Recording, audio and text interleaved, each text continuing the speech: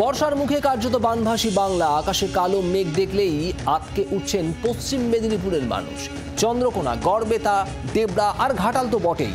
এই বিভিন্ন এলাকার মানুষজন এখনো পর্যন্ত উদ্বেগে, আতঙ্কে। তবে জল কিছুটা নামছে, তবে জল নামেনি ঘাটালে।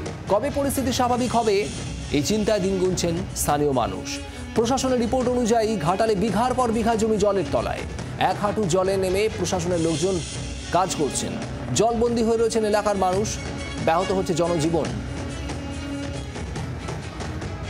সরাসরি চলে যাব পশ্চিম মেদিনীপুর থেকে, আমাদের প্রতিনিধি চম্পক দত্ত রয়েছেন। চম্পক, ঘাটালের অবস্থা খুবই খারাপ, যদিও চন্দ্রকোনা, গড়বেতা এই সমস্ত জায়গায় জল নামছে। ঘাটালের পরিস্থিতি এই মুহূর্তে ঠিক কি?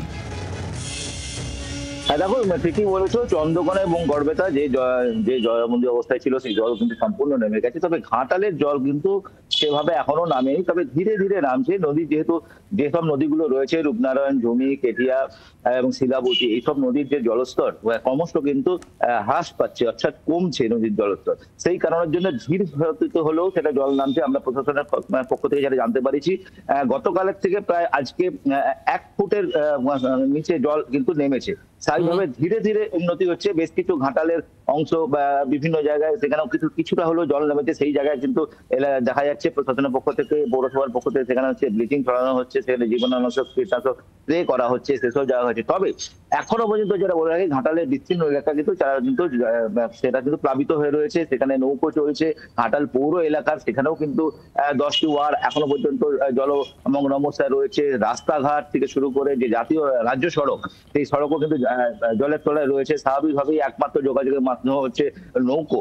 এর পাশাপাশি যদি বলে রাখি, প্রশাসনের পক্ষ থেকে একটা গুরুত্বপূর্ণ বিষয় যেটা নেওয়া হচ্ছে, সেটা হচ্ছে বন্যা পরবর্তী পরিস্থিতি তার আগাম এখন থেকে নিতে শুরু করেছে। কারণ বন্যা পরে দেখা যায় প্রচন্ড কিন্তু রোগ ভোগের আশঙ্কা করা যায়। সেই জায়গায় কিন্তু ইতিমধ্যে মেডিকেল টিম গঠন করে তারা বিভিন্ন জায়গায় মেডিকেল টিম পাঠানো হচ্ছে এবং সেখানে স্বাস্থ্য পরীক্ষা করা হচ্ছে।